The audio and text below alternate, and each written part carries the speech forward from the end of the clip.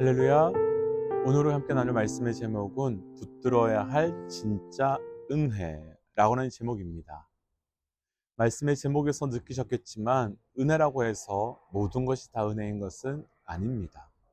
아니, 더 정확하게 표현해 본다면 하나님께서 우리에게 주시려고 하는 진짜 은혜와 또 우리가 기대하고 우리가 원하는, 그래서 그런 은혜가 있을 때가 있습니다. 오늘 말씀에는 정말 큰 은혜를 경험한 사람이 등장하지요. 당시로는 절대로 회복할 수 없는 나병에서 고침을 받았습니다. 정말 큰 은혜의 사건입니다. 나병 환자가 회복되는 이 사건은 사실 굉장한 중요한 사건이지요. 당시 단순하게 절대 고칠 수 없었던 문둥병이 고쳐졌기 때문이 아니라 산상수훈 이후 가장 첫 번째로 예수님께서 고치신 사건이기 때문입니다. 그럼 이 회복의 사건에는 단순한 회복의 사건이 아니라 예수님께서 이 사건을 통해 우리에게 보여주시고자 하시는 분명하고도 명확한 복음의 메시지가 이 안에 들어있다는 것이죠. 예수님께서는 과연 어떤 메시지를 우리에게 들려주시고 싶으셨던 걸까요? 바로 복음의 시작에 대한 말씀입니다. 산상수훈의 이후 그 복음이 어떻게 시작되는지를 들려주시기 원하셨던 겁니다. 오늘 말씀을 통해 우리의 삶의 복음이 깊이 있게 시작되어가는 은혜가 있기를 도전합니다. 붙들어야 할 진짜 은혜, 오늘 본문의 1절과 2절입니다. 1절, 2절. 예수께서 산에서 내려오시사 수많은 무리가 따르리니 한 나병 환자가 나와 절하며 이르되 주여 원하시면 저를 깨끗하게 하실 수 있나이다 하거늘. 아멘. 믿음의 동역자들께서는 어떠신지 모르겠지만 저는 개인적으로요, 이 1, 2절 모습이 굉장히 드라마틱하게 느껴졌습니다. 마태복음 5장에서 7장까지 예수님께서는 율법을 완전케 하러 오셨다면서 복음의 핵심과 예수님께서 어떤 분이신지를 말씀해 주셨습니다. 그 후 1절 말씀 그대로 산에서 내려오시는데 두 그룹을 만나시죠. 한 그룹은 말 그대로 수많은 무리고요, 또 한 그룹은 나병 환자입니다. 사실 나병 환자가 예수님께 나온 동기를 보면 예수님께서 기적을 행하신 다른 사람들과 다름을 볼 수 있습니다. 왜냐하면요, 예수님의 기적을 경험한 다른 사람들은 이전에 예수님께서 기적을 행하신 사건을 보거나 들었기 때문이었습니다. 그런데 이 나병 환자는요, 다릅니다. 마태복음이 시작된 이후 지금까지 어떤 기적도 없었습니다. 마태복음이 시작되면서 예수님의 족보가 나왔고요, 그리고 바로 다음에 예수님의 탄생이 나왔고요, 그리고 시험이 나왔고요, 그리고 바로 다음에 산상수훈으로 이어지면서 7장까지 진행되는데 어떤 기적도 어떤 회복의 사건도 나오지 않았었습니다. 그리고 1절에서 볼 수 있는 것처럼 산에서 내려오시자마자 예수님께 나의 나병을 고쳐달라라고 말합니다. 어떻게 이 나병 환자는요, 예수님께 나온 걸까요? 더구나 나병 환자는 그냥 예수님께 고쳐달라는 것도 아니고 주여라고 부르면서 고쳐달라고 하는데 무엇을 근거로 이렇게 고백하고 있는 걸까요? 우리가 다시 한번 보고 싶은 말씀이 있는데요, 어제 말씀에서 나눈 마태복음 7장 28절과 29절입니다. 보실 수 있는 분들은 한번 보시면 좋겠는데 어제 말씀에서 나눈 대로 이 말씀에서는 예수님의 말씀의 권위가 있고 서기관들과 달랐다라고 말했습니다. 그리고 난 다음에 바로 무리와 나병 환자가 대조되듯이 등장합니다. 아시는 것처럼 나병은 몸이 썩어 들어가도 느끼지 못하는 심각한 병입니다. 나병이라는 균이 들어가서 말초 신경부터 모든 신경의 감각을 사라지게 만드는 병입니다. 그런데 육신의 모든 감각을 사라진 나병 환자는 산상수훈의 말씀에 권위가 있고 이전의 서기관들과 다른 것을 분별할 수 있었던 겁니다. 육신의 민감함을 가지고 있는 많은 무리들은 깨닫지 못하고 알지 못했는데 육신의 감각이 사라진 나병 환자는 예수님의 말씀을 듣고 주여라고 부르며 나옵니다. 왜요? 무엇 때문에요?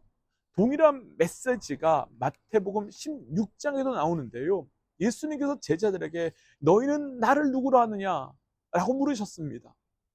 그때 어떤 사람은 세례 요한이라, 어떤 사람은 엘리야라, 또 어떤 사람은 예레미야라, 또 어떤 사람은 선지자다 라고 말합니다. 이렇게 말한 이유가 있지요. 세례 요한이라고 말한 것, 예수님께서도 세례와 회개에 대한 말씀을 하셨기 때문이고, 엘리야다라고 말한 건 엘리야가 기적을 행한 것처럼 예수님도 그런 기적을 행하셨기 때문이고, 예레미야 혹은 선지자다라고 하는 것은 예수님께서 구약의 예언의 말씀을 많이 인용하셨기 때문이었습니다. 어떤 사람들이라고 표현하는 이 무리들의 공통점은 예수님의 행함, 예수님이 무엇을 행하셨는가를 근거로 움직였습니다. 반면 베드로는 주는 그리스도시요 살아계신 하나님의 아들입니다 라고, 그 예수님이 하나님의 아들입니다라고는 존재에 대한 고백으로 나아갑니다. 예수님은 무엇을 말씀하고 싶으셨던 걸까요? 말씀은 우리에게 무엇을 알려주기 원했던 걸까요? 진짜 믿음과 진짜 복음은 진리 앞에 반응하는 것이란 겁니다. 그리고 붙들어야 될 진짜 은혜는 바로 진리와 말씀의 은혜뿐이라는 겁니다. 우리의 삶에 무엇이 있고 없고를 떠나서 지금까지와는 완전히 다른 그 진리 앞에 반응하는 것이 믿음이고, 그 진리 앞에 나아갈 때 진짜 회복, 진짜 일어남의 은혜가 우리에게 시작될 수 있는 겁니다.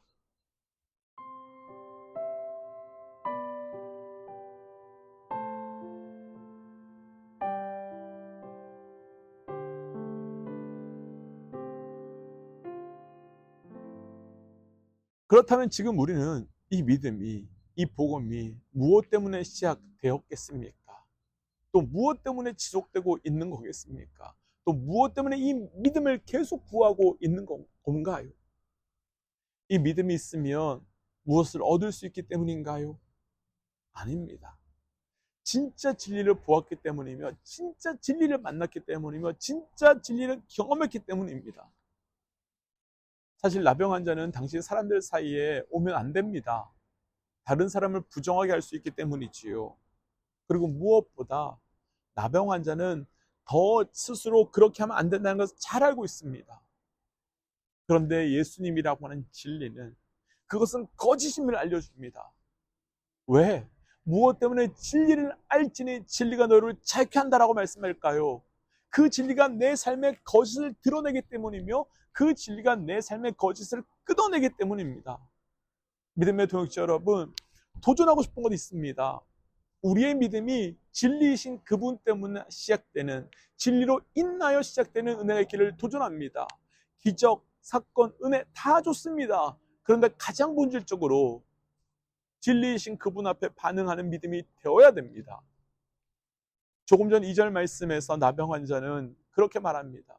주여 원하시면 나를 고쳐주소서. 이 사람 이렇게 기도하면 안 되죠. 목숨 걸고 여기까지 왔는데요. 사람들에게 돌 맞아 죽을 수 있는데도 왔단 말이에요. 그럼 예수님께 반드시 고쳐달라고 해야죠. 고쳐주기 전에는 절대 나 떠나지 않겠다고 해야죠. 그런데 이 사람의 기도는 말이 안 됩니다. 원하시면 고쳐주시고 원하지 않으시면 안 고쳐주셔도 된다라고 말하는 거잖아요. 이 사람의 기도가 대단한 것은 예수님께 내 상황과 내 문제를 해결해 달라가 아니라 내 죽은 것 같은 상황을 통해 하나님의 뜻이 이루어지게 해달라고 기도하는 기도였다는 것이지요. 내가 죽을 만큼 힘든 문제가 있는데 이 문제 해결이 문제가 아니라 하나님의 뜻을 이루는 것이 먼저라는 고백입니다. 그럼 우리 삶에서 붙들어야 하는 은혜는 무엇이겠습니까? 우리 삶에 하늘의 뜻이 이루어질 때, 그것을 간구할 때 시작됩니다. 우리의 삶에 하늘의 뜻이 이루어지는 그 복음의 은혜가, 그 놀라운 하늘의 은혜가 우리에게 시작되시기를 축복합니다. 함께 기도하겠습니다. 하나님, 우리에게도 하늘의 은혜가, 하늘의 뜻이 성취되는 은혜가 있게 하여 주시옵소서. 낫게 해주십시오가 아니라 원하시면 낫게 해달라고 하는 이 문둥병 환자의 기도가 우리의 기도 되게 하여 주셔서 우리의 삶에서도 동일하게 주의 뜻만이 나타나게 하여 주옵소서. 모든 말씀 예수님 이름으로 기도하였습니다. 아멘. 믿음의 동역자 여러분, 오직 하늘의 뜻으로, 우리 하나님의 뜻으로만 살아갈 수 있는 은혜가 있기를 주의 이름으로 축복합니다. 함께 선포하고 삶의 자리로 또 기도의 자리로 나아가지요. 함께 선포하겠습니다. 주를 기뻐하라. 아멘. 승리하십시오.